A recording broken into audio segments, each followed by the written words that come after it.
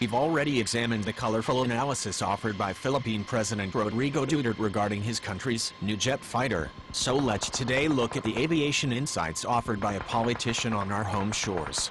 In the September 26th presidential debate pitting Hillary Clinton against Donald Trump, when questioned about nuclear doctrine, Trump stated, "But Russia has been expanding there. They have a much newer capability than we do. We have not been updating from the news standpoint.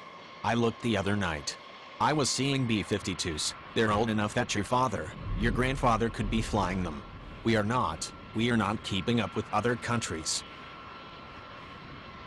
The gist of it appears to be the B-52 is an obsolete airplane that proves that the United States Air Force has fallen behind the rest of the world, particularly Russia.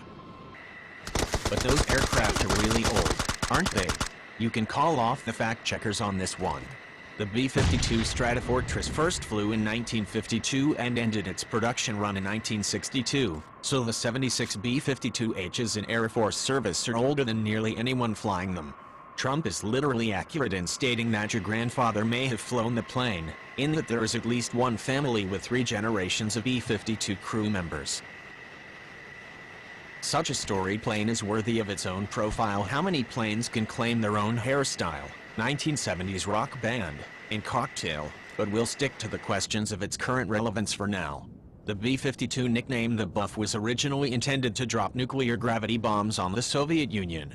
That would already have been suicidal by the end of the 1960s given the rapid improvement of surface-to-air and air-to-air missiles, and would be even more so today.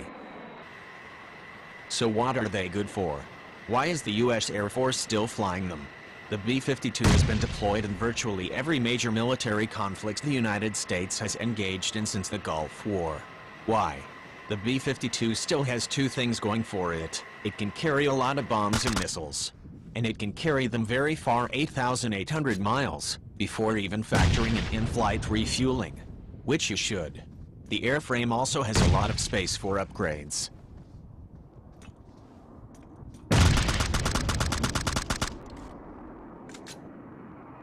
So basically, it's a long-distance bomb and missile truck. What if the target has air defenses? Then each B-52 can lug up to 20 AGM-86 air-launched cruise missiles, which can carry both nuclear and conventional warheads, across oceans and launch them from hundreds of miles away. If you need to surge a ton of firepower somewhere halfway across the world from the nearest airbase, the capability is there. But B-52s often haven't had to use expensive cruise missile because most of America's recent opponents, such as the Taliban in Afghanistan or ISIS in Middle East, don't have the powerful surface-to-air missiles necessary to shoot at a B-52 flying at high altitude. B-52s loaded with 12 JDAM GPS-guided bombs or 4 to 10 GBU laser-guided bombs can orbit over battle zones, awaiting close air support requests from troops on the ground. Of course,